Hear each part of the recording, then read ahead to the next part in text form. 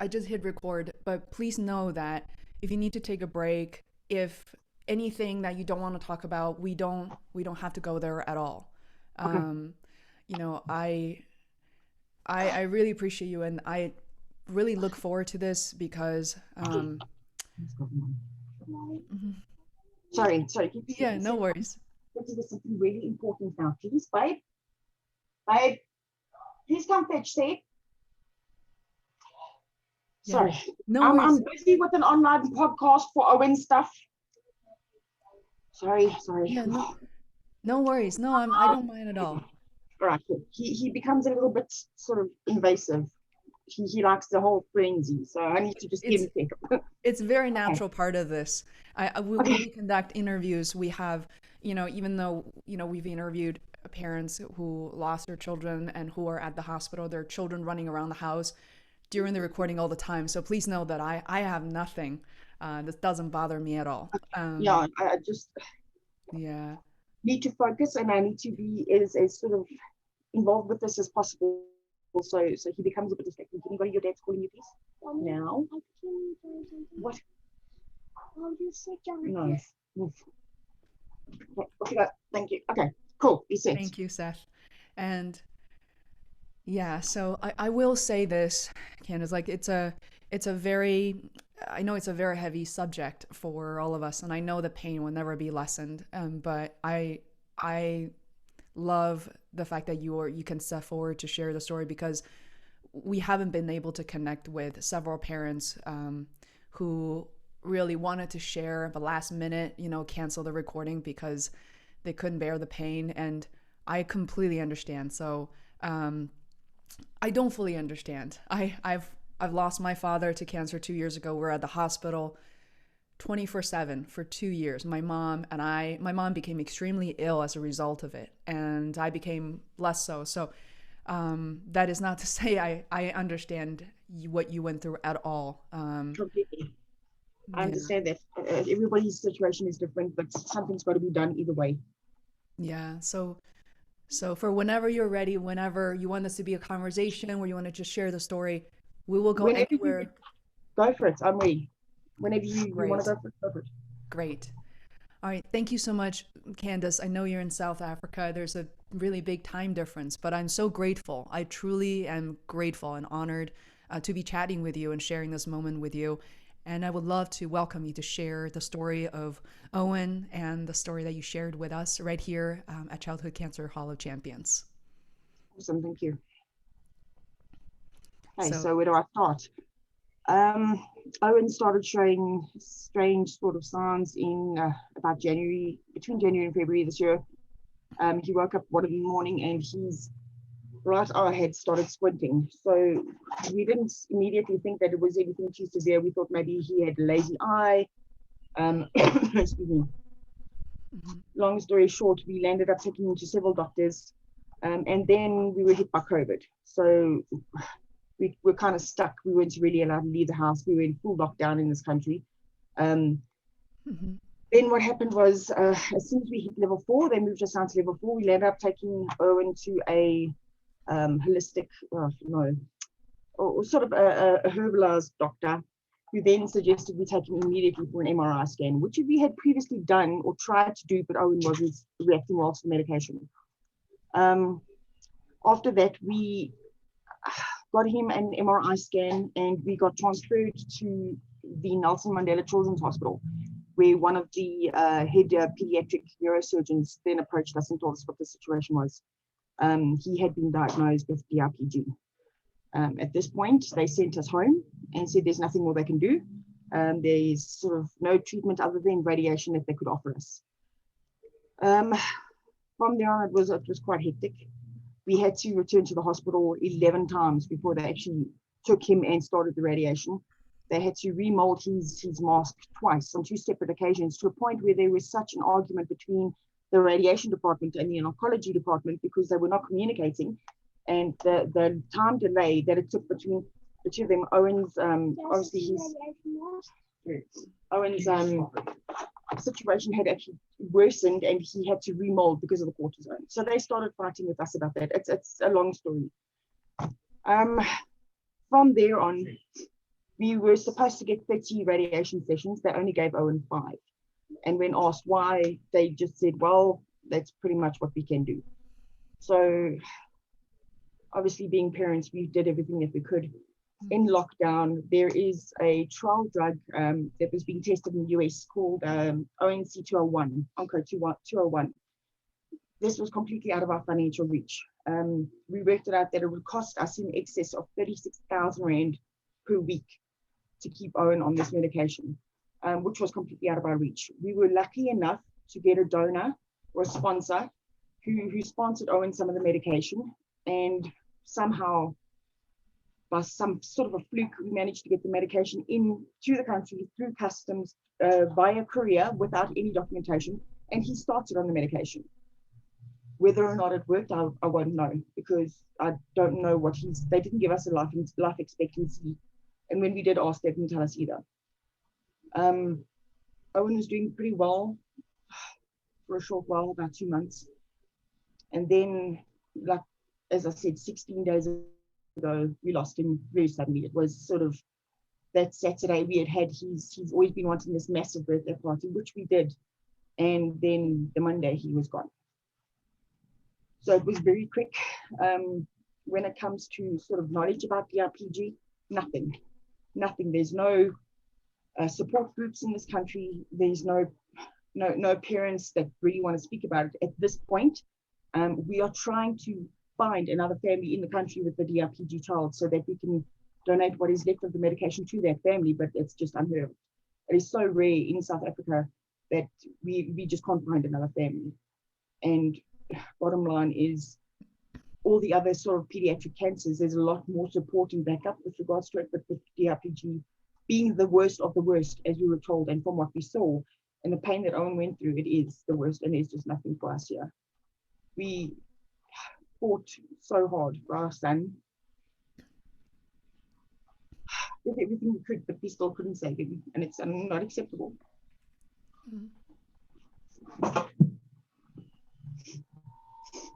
Yeah. So I read your story. I just remember, I don't know, I have not met Owen, and it just makes me, and there's Owen, and also in our group there are a number of children who were diagnosed with DIPG and who are fighting it right now, and it's incredibly difficult. And I try to educate myself as much on the subject matter, and I think, even though in the US I'm not there present, but I can hear the diagnosis, and I can feel like I can see the look on the parents' faces where there is no cure. And then it's so hard. It must have been so hard for you in South Africa. To say that it was so hard was an understatement. It completely devastated us as a family. It created such rifts. It's something that no parent should ever have to do.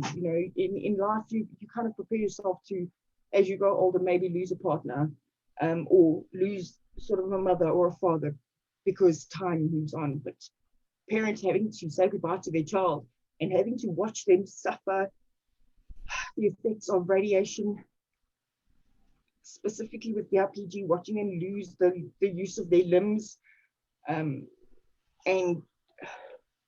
their speech, to a point where this DIPG is such an evil sort of cancer that it, up until the very few last days, children are completely aware of what is actually happening to them and their restrictions, and they do not understand why. When Owen left us, he was 4 years old. How do you try and explain this to a 4-year-old? And he gets angry and frustrated with you because he cannot do what he's used to doing. And it becomes to a point where you would give anything in this entire world to try and help your child, but there's nothing available. And it's just unacceptable. There are so many different treatment regimes for other forms of cancer, yet with regards to pediatric cancer, it's just an empty well with nothing.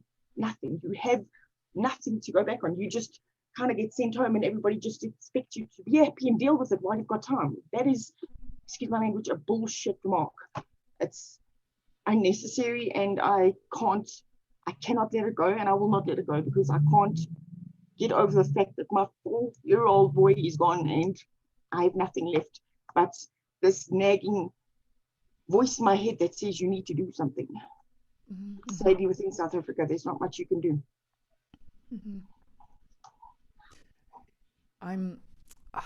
I'm sorry to hear that, and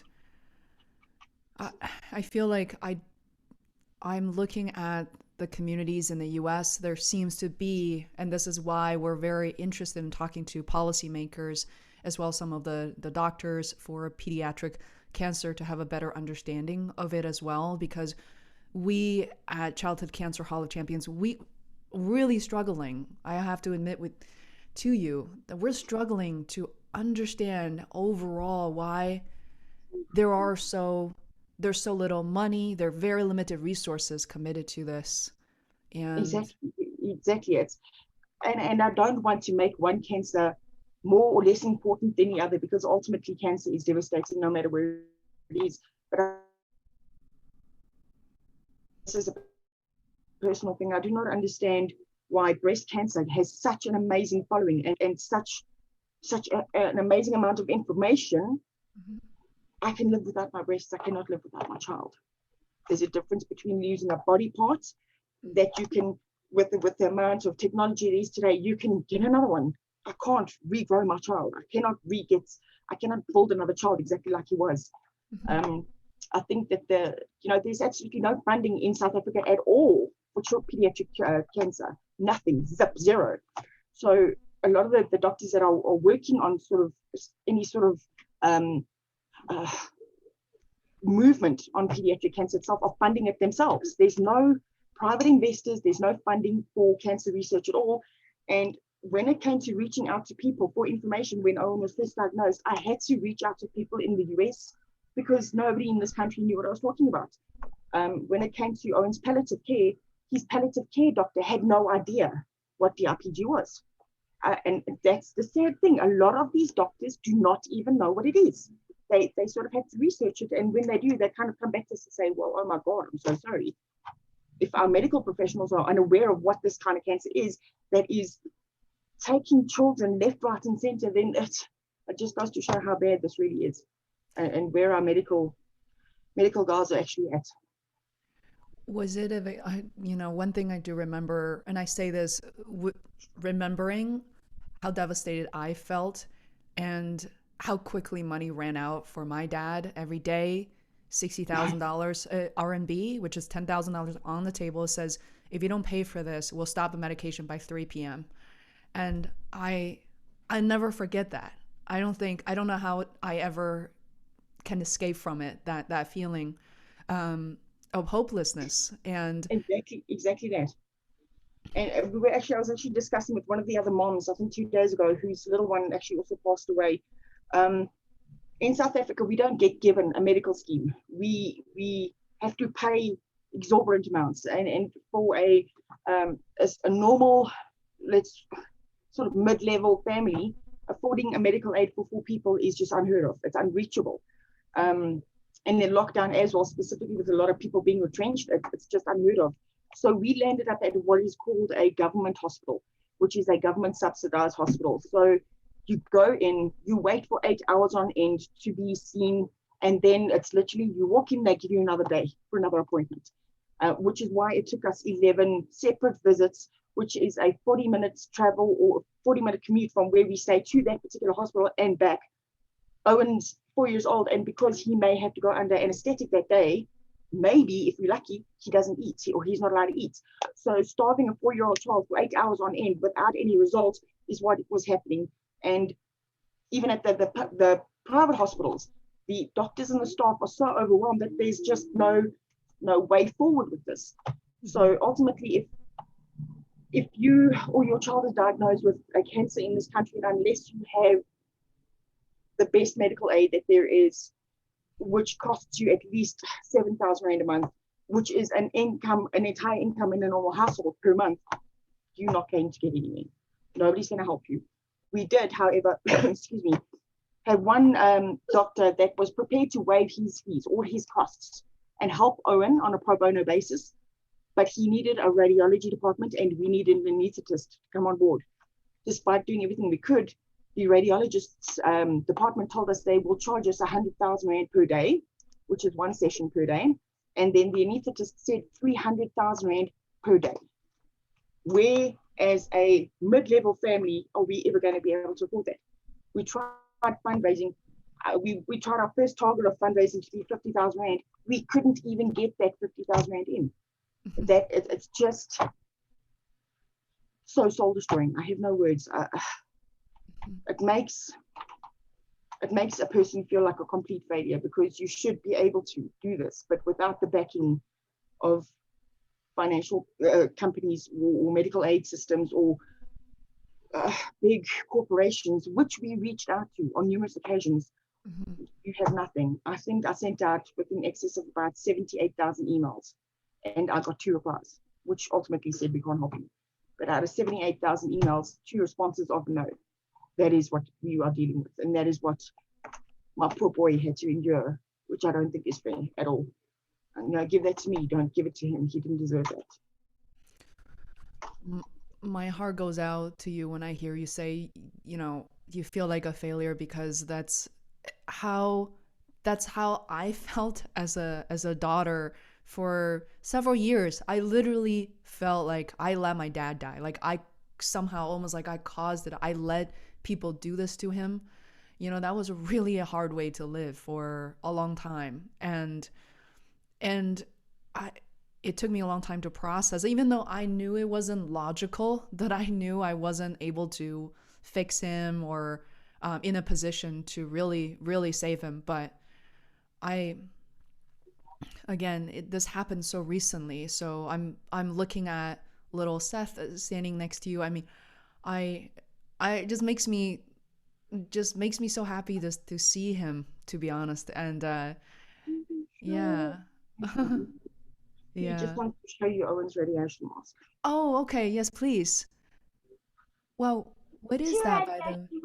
And this is basically what they would put over Owen's face and pin him to the table to make sure he does not move during radiation. If you have a look at the markings on the side of the mask, is where the radiation was aimed Wow. at. And because of the amount of time it took and them wasting our time, we had to get a second one molded, which is obviously a bit bigger. So between the mold of the first and the second, that is how much time they wasted to try and get Owen through radiation, or actually get their backsides into gear and give Owen radiation. Wow. Yeah, he hated it. He hated every single session. And for the 5 sessions that we got, he was just battling so much. He was in a lot of pain. The cortisone that they gave us was all they gave us. They only gave us the cortisone, which was to sort of minimize the swelling, but it didn't take care of his discomfort or his pain. It was right, actually, the very first day that we started the morphine was the day that he left us. And that was the amount of time it took for them to get us onto the morphine. This is the last time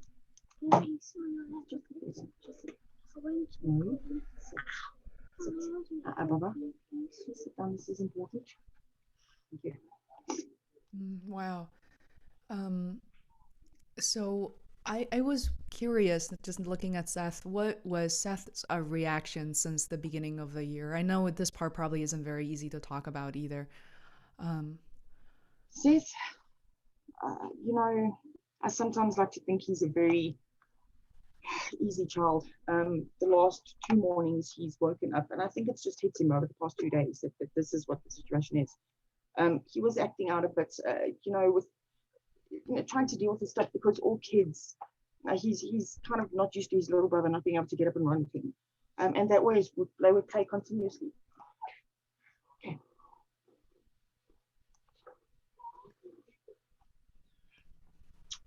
Sorry, he's upset. Yeah, no problem at all.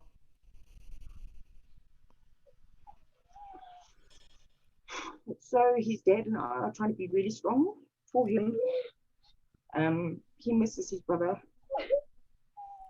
And over the last 2 days, he's just kind of sunk in what's happened. But he you know, he's, I suppose, doing the best that he possibly could. He's trying to be as brave as he can, Yeah. trying to understand, but I don't think it's not fair for a 6-year-old to try and understand that this is what's happened. Mm-hmm. I'm really proud of you both. I'm so proud of you, Seth. I know you went through a lot.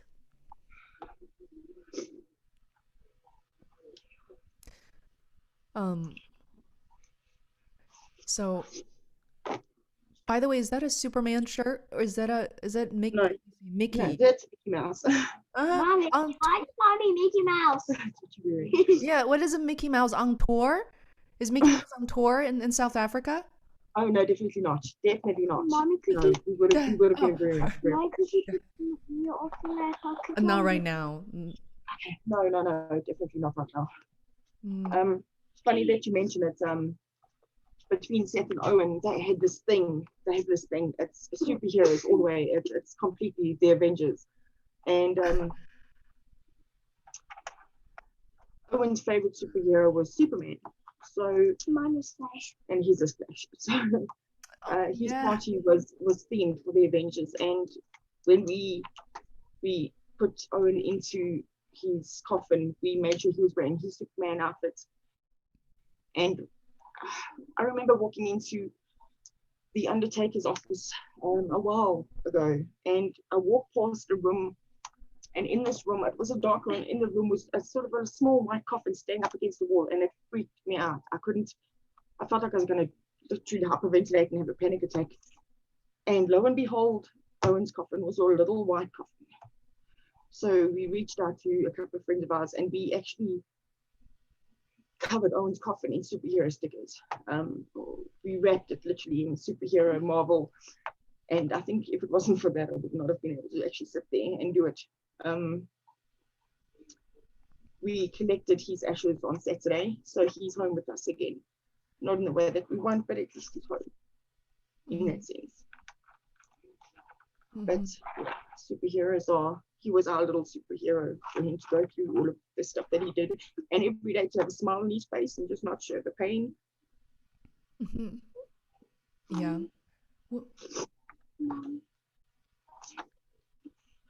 Yeah. Did you put Owen Superman? Yes. Come on, please. The Superman outfit. Yeah.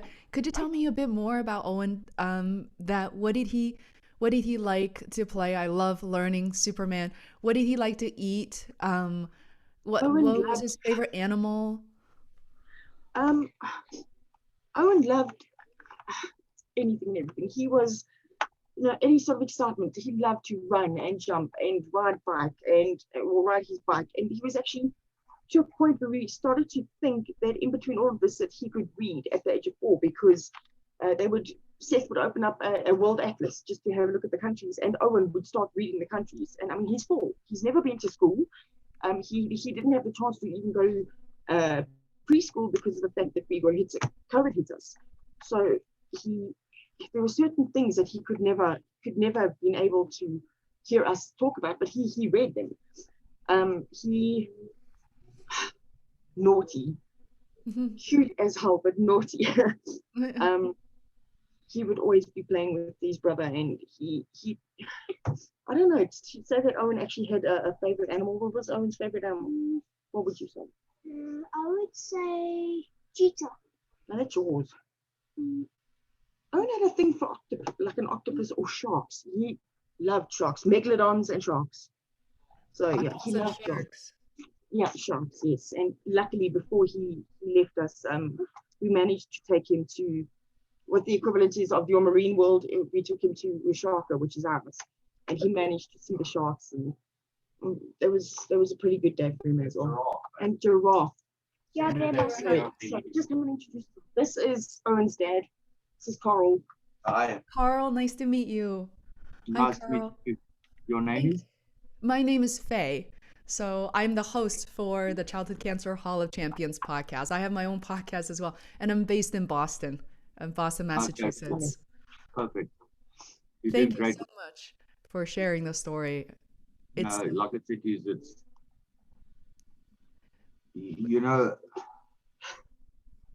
when I found out, when actually the doctors told me I walked out the hospital and a psychologist actually approached me, a young black woman, and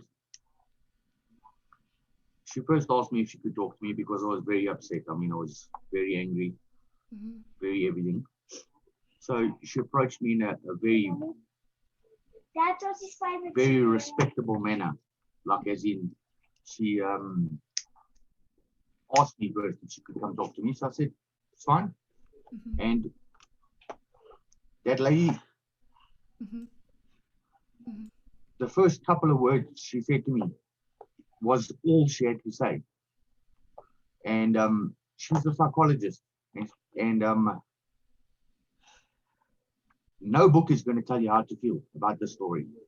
You know, nothing on paper. No one's going to teach you how to cope with this situation. I mean, it's impossible. Bottom line, no one can do it. And this woman, her first words were to me is, she doesn't know what to say to me. And you know what? I just walked up to her, I hugged her, and I said to her, thank you for being honest. Because she was. Because I don't even know what to say. But yeah, we just keep his memory strong. Okay, I'll go. Really nice to meet you. Thank you, Carl. So it's still very raw, and we are all still trying to be very strong and do what we need to do. Yeah. But Thank you, Ver. We'll talk about those toys in a second. Second. Yeah, thank you. Seth, listen to me. She said we'll talk about it in a second. Can you please go to your dad because you're annoying me now? Okay. So yeah, it's I don't know what else to say. I think as a family we've tried everything that we could possibly could within our means, without our means. I mean, the most amazing thing to me is honestly that, you know, they can transplant so many different organs, but they cannot take the organ that is infected by this disease, and they cannot transplant that, or they cannot. Why can't they do that? I understand that there's probably sort of a lot of things that you need to be aware of, but I just don't understand why nothing is being done with regards to this. I mean, cancer as a whole, I don't understand why certain cancers get more attention than others. Cancer as a whole should get a lot more funding, a lot more sort of backing from everybody in the world. It's not just cancer doesn't have borders. I don't think it should. Its treatments regime should either. I felt my dad has esophageal cancer. It was stage 3, and to be honest, the surgery was very unsuccessful. They couldn't do anything in the middle of the surgery, so he had that to recover from as well. But you know, in retrospect, we realized there were so many treatments that were not very effective, other than completely bankrupt my mom and I, and I'm the only child, so you know, it took us a long time to recover from it. But as you can imagine, we were ready to do everything. We're ready to be homeless, whatever it takes, if you could just live another day. Exactly. It's Yeah. exactly what we were literally putting the house on a mark. We were going to go live on the streets if it meant that he could, you know, not that that's a life that we could offer him, especially with his condition, but everything. We let go of so many things, and I just, you know what, I don't, to me, there's a difference between letting go of worldly goods and having, you cannot replace a person, you can replace a house, you can replace a car. But it's completely, I don't even know what word to use. Devastating is not, it doesn't hit home quite the way that we feel. Every morning waking up knowing he's not there, it's difficult. Every night going to bed where he would be sleeping next to us is now gone. There's a massive void, and it's never going to be filled. Yeah,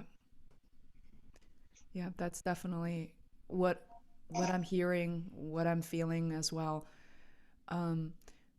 So Candice, for parents who are fighting and living in this right now, like, what are some of the things that maybe you want to say to them, friends, everyone impacted by this?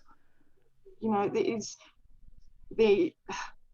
being a parent that has had to live through and see this through, to say to parents that they need to enjoy every moment is what they've heard 100 times.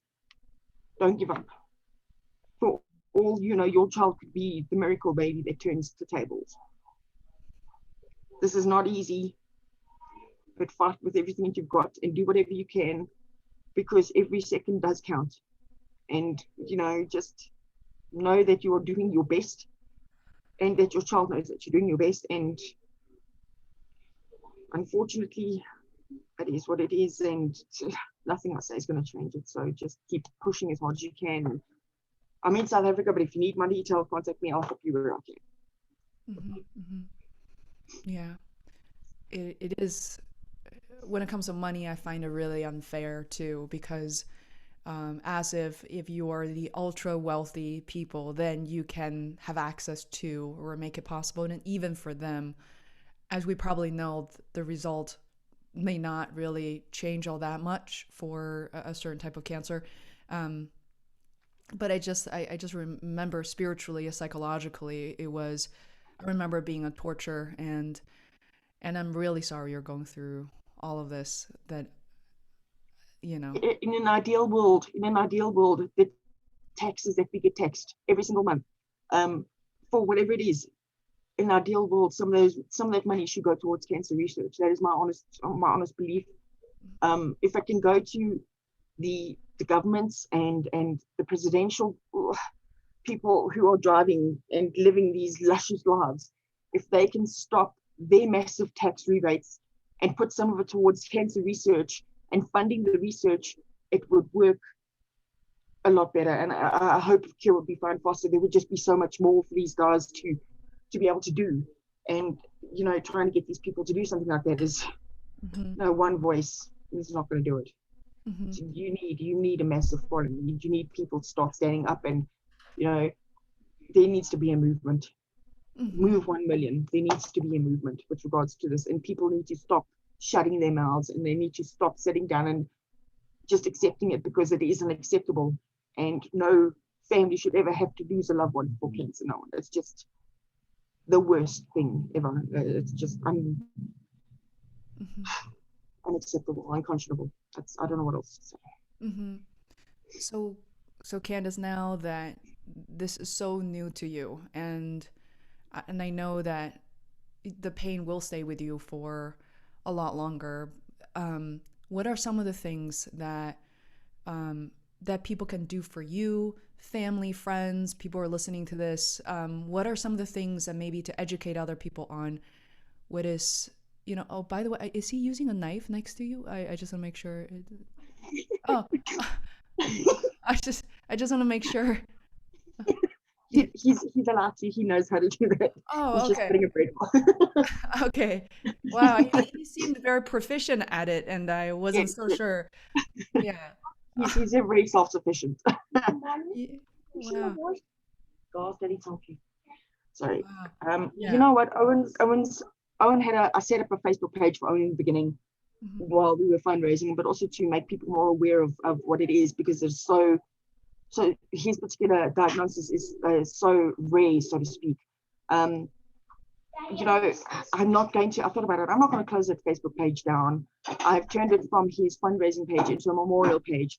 And every single time there is new information available, if somebody's come a step closer to any sort of cure, or they've found, or there's new testing phases opened, it gets posted there. I post there daily with information, signs to look out for, who to contact, palliative care facilities, whether it be here or in the US, because realistically, the people in the US get back to me faster than the people in my own country.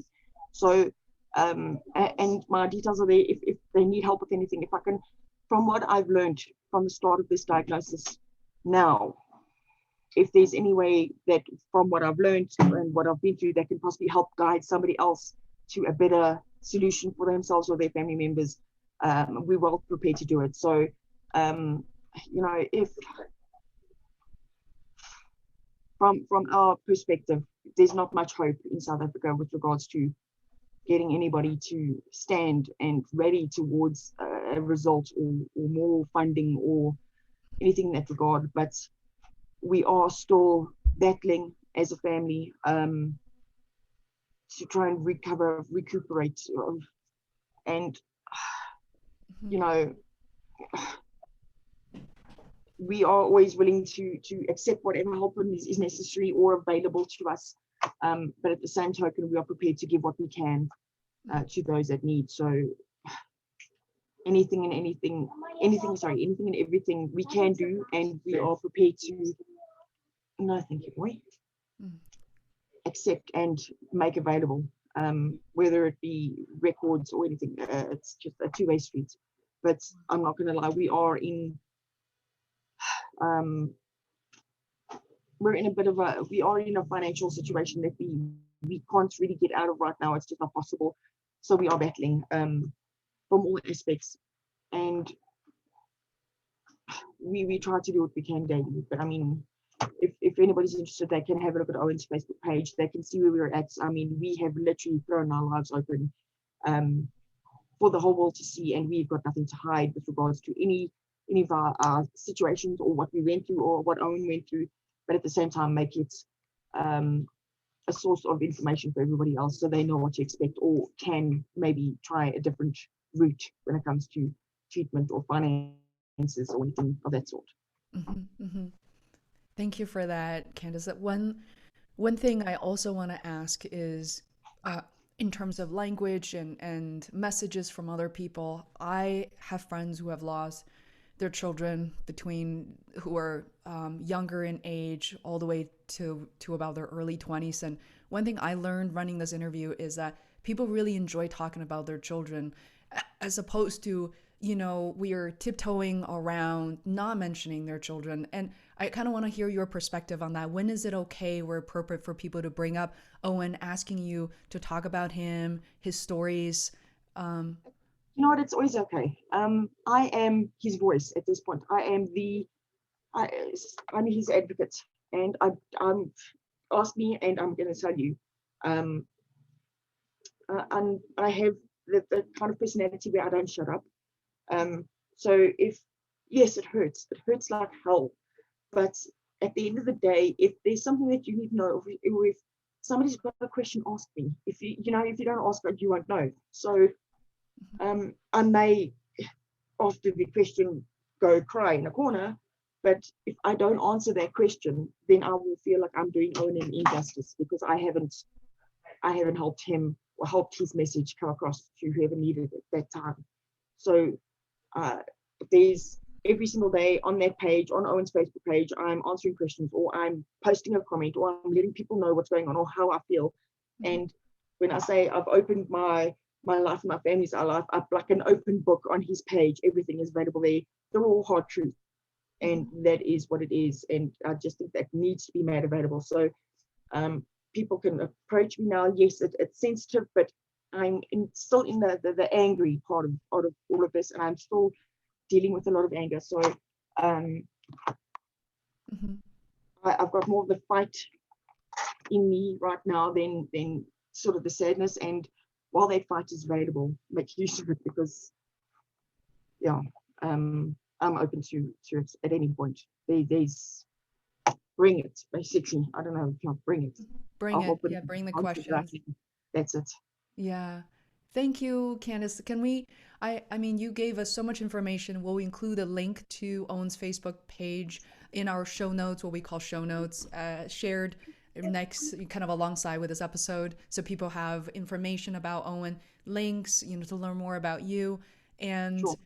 I'm really happy with this episode. You've given me so much, and I wonder if Seth want to take this opportunity to talk about the characters he brought over, and say anything, Seth, or is he busy eating lunch or dinner? It's actually, it's dinner time now. Would you like to speak about Owen's favorite toys, Owen's favorite animal? Okay, I appreciate you, Seth. I know you're eating right now. Whatever you feel you want to say about Owen, what you want the world to know about Owen, you can say. Say, talk. Yeah, you can say. Owen's favorite food was tomato sauce with bread. What kind of bread? Ketchup. Yeah, ketchup with bread. He loved that. And bread. Wow. How does he put the how does he do it? Like he put the ketchup on the bread? No. No, you're not allowed to. You had to put the ketchup next to the bread. He was a bit fussy. And you always had to put the horse next to the bread Okay. and you make hot dogs. They're talking about the sausage. The sausage. Oh, wow. Yeah. Put that next to the bread, not on the bread. What was Owen's favorite toy? Dun, dun, dun. Wow. Look at that. Well, why did he like him so much? Why do you think he liked Superman so much? Because Superman was strong, he had powers and Because he was strong and he had powers and he could fly. He could fly. Wow. You brought something else over. I saw a smaller toy somewhere. Oh, it's probably on the floor somewhere. Oh, and what about this guy? See? I'm sorry? The snake. Yeah. I thought it was a real one as he was playing with it. Yeah, that was his third No. favorite animal. And there's a little frog. Oh, wow. You know, one of my good friends also loves frog. That's a purple frog. I don't like frogs. Wow. Did he have a favorite book or story? So another thing is Owen picked up on National Geographic. National. There's Snakes in the city. Snakes in the City. It's this couple that's from Britain. They go around in one of the areas in South Africa, Durban, and they catch all these exotic snakes and they re-release them. And between Seth and Owen, when this came on, they would go ballistic. So when we took Owen on his first and last holiday, we contacted these guys because we went to Durban and we figured maybe if we're lucky we'd get in touch with them. And we did. We managed to get in touch with them and they came through and they met Owen and Seth personally. And they gave them T-shirts and autographed sort of pictures and signed stuff for Seth and Owen, which we've now obviously had framed. Wow. It was the sort of epitome of Owen's entire holiday. He couldn't stop talking about it. And in actual fact, the day that we got home from our vacation, the first thing he said to me was, "Mommy, go onto YouTube, you need to watch snake pictures." So we were lucky enough to be able to fulfill some of the wishes that he had, because he had a wish list and he made you very aware of that he had a wish list and there were certain things he wanted. Yes, Owen.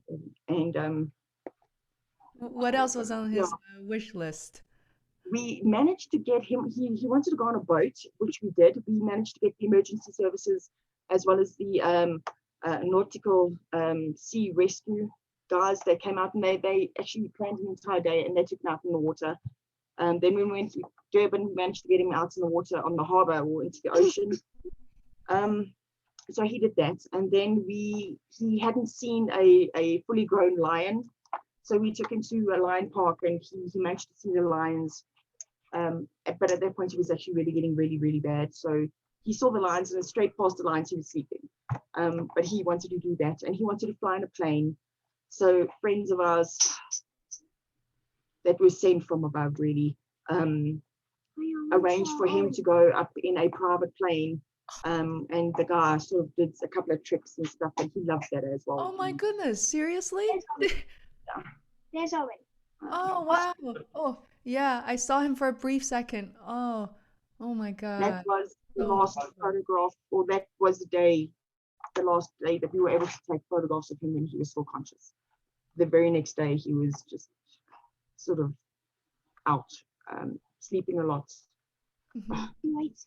And then that following Monday was when he left us. Wow, what is this? This photograph was taken the day after, 2 days after his diagnosis. The difference in him. Wow. Yeah, so it was such a complete change and difference in his look and his size and everything. And you know what, he took it in his stride.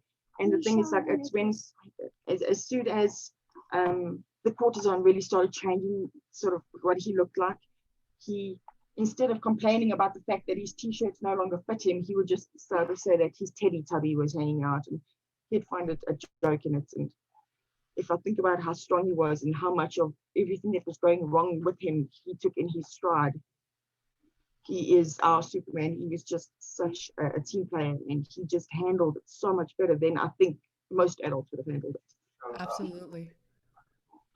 No. Uh, Okay, so yeah, Yeah.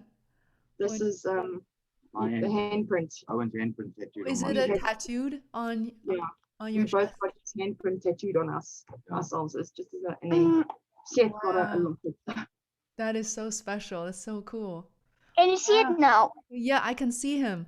Wow. How old was Owen in that picture? and that was this year, taken this year.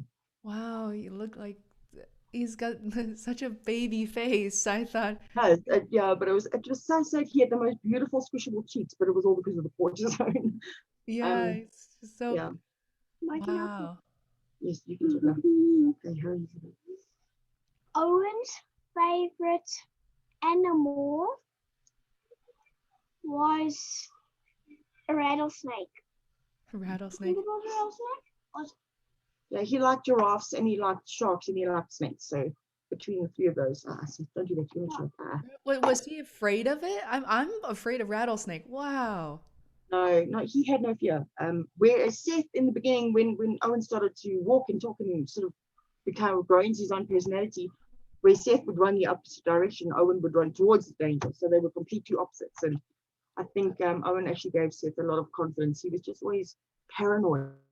He's a complete warrior. So with Owen and his strengths, he actually boosted Seth's Hmm. self-esteem, his confidence with a lot of things in life as well, which is another one of the blessings that Owen left us with. Wow. He I was did a running man! Yeah. yeah, you're both very brave. It takes a lot. Yeah. You learn so much about yourself, yeah, during the process that I didn't want to learn about most of it. I wish I never had to discover, but it all That's came it. You, through. you know, it's such a horrible road to walk. You don't wish it upon your worst enemy. It's just, yeah. And oh yeah, okay, here we go. Here we go. The famous Baba. Wait. So, no, wait, wait. No, so the photograph that Seth showed you on my as my screensaver Mhm. is at his party, and this guy was the guy that he was hanging with. This guy went everywhere with him. Wow. This is Teddy. Oh, This is that now Owen. sleeps with Seth at night. I called him Owen because Owen's gone. Oh, wow. And that is You need to eat your dinner, please. Finish up your dinner, then you need to go bath. Thinking of a sword portal. No. Cool. Thinking I go there and talk so, to so her. she's in America, my baby. Oh! Yeah. Wait, what's that Yeah. lady I can talk to? No, that's a psychiatrist. Don't worry about it. So Yeah. he starts therapy on Wednesday. To try and get him to work through everything. For the families or for the family or for Seth? I No, didn't. for Seth. Seth has got a separate therapy session because he'll be seeing a child psychiatrist or psychologist. Wow. It's just better for us. I think, you know what, for him individually right now, because he's dealing with things a lot differently. It's the way that Owen's dad and myself are. And yeah, it's important. I think that he needed to go first. So he starts on Wednesday, this Wednesday coming. And then I will be attending a debriefing and a loss support group on Saturday with a couple of my friends. I don't know how to do it. I don't know how to get through this. And I've always been the kind of person that's hard-arsed and doesn't really deal with the emotions. But this one, suffice to say, hits home hard. And it's not talking about it and not trying to get through it and just pretending it doesn't exist and everything is okay. It's kind of what's happening. So we need to do something about it, and they've taken that in their stride to arrange it. Yeah, I'm so glad you have a couple of friends you can trust, and that Yeah. is really important. And to be able to talk about it, to be able to acknowledge the pain is so important. Yeah. Wow. Therapy is so helpful, and I'm so thrilled that you can, have this resource available, and also have Seth participate, because it took me a while. I remember originally from China. It was something that I advocated for so long, but my parents weren't very accepting of it, including my dad, who was sick at the time. And gosh, by the time I came back, to go through sessions. Yeah, yeah, very nice. Is that a little toy you wanted to talk about? Is it? Yeah, Oh, please tell me more. we need to kind of nip this in the bud because he won't stop. He's one of those. Oh, Okay, right. so these are Owen's 3 favorites. Again, this is the last of them. Oh, there's Last. another two more. Absolutely. Oh, is that Yeah. Rhino? Rhino. Rhino. Rhino. Porcupine's down there. And then he dropped the porcupine. Okay, but Bob, listen, seriously now, that is it. You need to do serious stuff here now. Okay, And okay, you need there's to a go porcupine. off. Very adorable. I like this too. Yes. And the smiley face. We need Yeah. that. Yes, we do. We need the smiley face. But I'm so glad therapy is available because it helped me tremendously. There's part of I didn't even tell my mom that I was going through therapy after my dad passed, but it was the best That decision. must have been incredibly difficult for you. I mean, as a child, to go through that and not being able to tell your mom that that's, now I take my hats off to you, that you are still doing what you're doing today after everything that happened to you. It's not right. It should never happen to anyone. Yeah, Candice, you're so sweet. I remember everything so vividly, and to be honest, I could tell my mom really struggled with. Yeah, I like the frog too. You know, she really, to be honest, my mom is a very kind, sweet person, always so community driven. But I admit that she finds cancer very, very challenging to talk about. She doesn't, and she will walk away. She will apologize and walk away from the conversation. Whereas I feel like maybe I'm a little bit like Owen. I want to run right at it. That's exactly. I know exactly how you feel, and that's exactly what I want to do. And I don't have the resources in this country, so when I got the email saying that you guys wanted to do sort of a podcast, I was like, hell yes, because at least somebody's going to listen. So when it comes to that kind of thing, I will run it at full head on. You know what? Like, I'll have no fury at this point. I need to talk about it. People need to know about it, whether it be from DIPG to any other sort of cancer out there. People need to stop shying away from it. They need to stop pretending it doesn't exist, and they need to actually stand up and do something, because it's just utter bullshit. Excuse my language, but it is utter bullshit. Exactly, as if, I remember how in that moment you decide, you realize who are your real friends. I realized because I was older at the time. I was 24, so I had no friends who had sick parents at the time, and they were very supportive. But then, because it went on for 2 years, I remember my mom and I lost a lot of friends. A lot of people didn't want to come visit us. They didn't want to talk about it. It was very difficult, particularly on her, as someone nearing retirement age and or had a life that was never perfect. But you belong to a social circle where there was always a couple, and all of a sudden my mom was just by herself. So I definitely learned a lot, and I've really devoted the past 10 years, even before the start of Childhood Cancer Hall of Champions. I started my podcast interviewing Dr. BJ Miller behind me, who's a palliative care doctor. We've developed a very deepened relationship. We have therapy. We, working at CCHC, have therapy sessions with him once a month because, frankly, this would have been a more difficult conversation because it's so fresh. Everything is so new. I realize that I admit, even having gone through this with my dad, for the first time in my life, talking to parents, I don't know how to categorize my emotions. I don't know where. I find it very disoriented in terms of, how the language and the feeling. And, last night as I was managing the Facebook page, I saw another little girl who passed away, and completely unexpected, in her mom's arms. I couldn't go to sleep, and I had to meditate and kind of just find my center again. And this is very, very real. It's hitting so many families. We can't pretend that somehow you're not living it as somehow you're lucky, right? And you can therefore have the right to avoid the subject. No, like, what can we do to help people?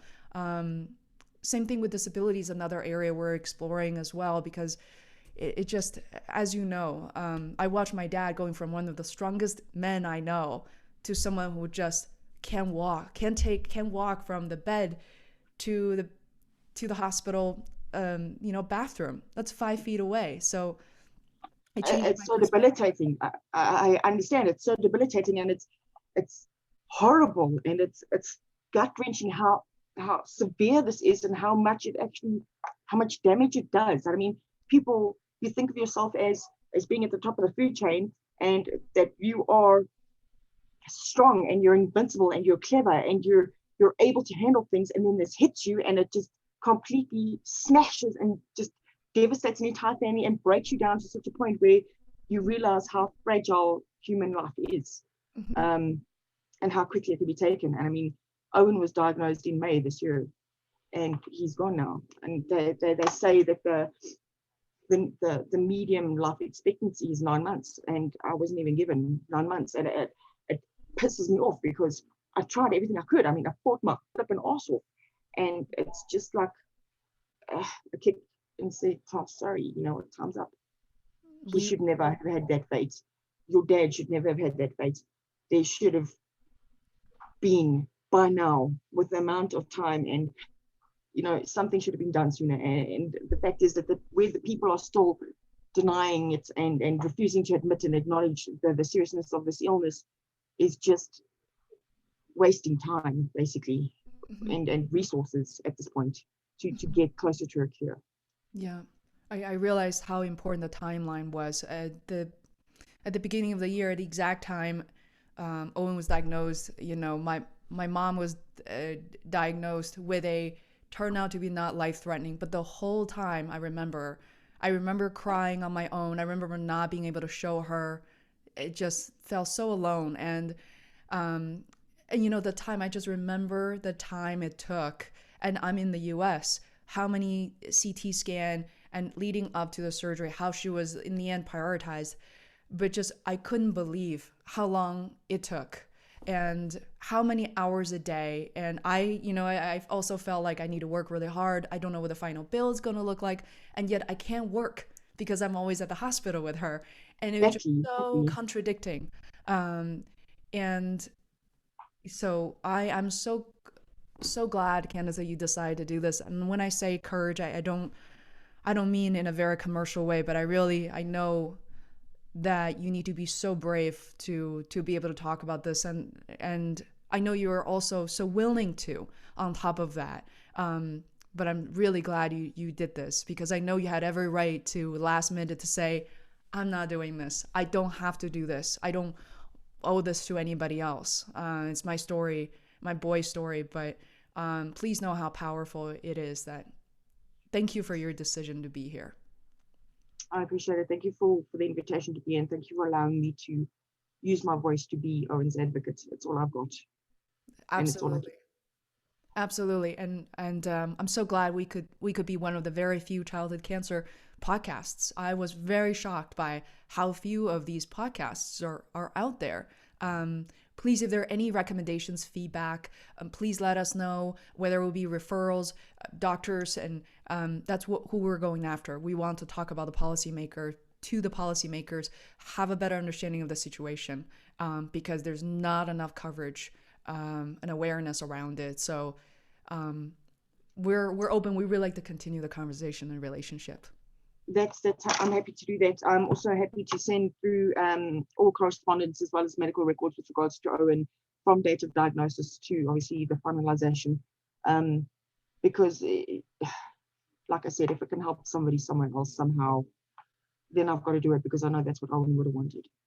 Wow, incredible. Getting to know Owen through you, I think that's exactly what, we're making him really proud. I am not a super religious person. I am spiritual. We've spoken with a lot other very religious folks on the show, but I too I absolutely believe in an afterlife. I believe that, there's a transition between where we are to where they are, and we'll all essentially meet. I'll get to meet Owen when it's my turn, and I will be so thrilled to meet these children. What an honor to finally meet them. Yeah, I can't wait. I'm missing a lot. I'm doing this because I need to do what I know is right in my heart, so that one day I do get to see him again. Absolutely. And I'm so proud of you for what you're doing. And Seth is going to already make you so proud. And, Carl is just such a gentleman, to be able to meet him even briefly. And please stay strong and be kind to yourself. cut yourself some slack, um, and again, anything we can do to support you. But please, just, I know this, like, oh man, to live a good life. That's what he wants for everyone. Yeah, absolutely, without a doubt. Absolutely. Thank you so much, Candice. I will finish the recording. I will begin editing it right away. And please know that we're here rooting for you, and we love your family very much. Thank you. If possible, if I could just have a copy of this to put onto Owen's Facebook page. I did mention the interview, and people are quite interested. So I need them to know that we are still carrying forward with his legacy. That would be really great. Absolutely. Absolutely. We'll send you the link as soon as it's available. It will probably take us about a week or so to edit. Yeah, we'll send you everything you need and provide anything more that you want. Thank you so much. I appreciate the opportunity. Thank you. Please have a great evening, and thinking of you. Thank you so much. Bye-bye. Bye.